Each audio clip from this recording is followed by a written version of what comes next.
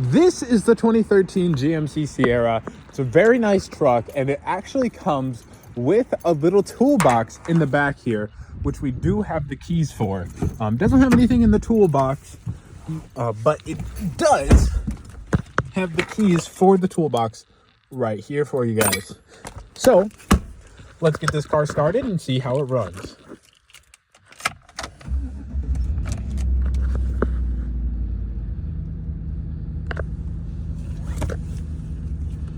Now, as you can see, this vehicle is at 185,000 miles and has no indicators on the dash.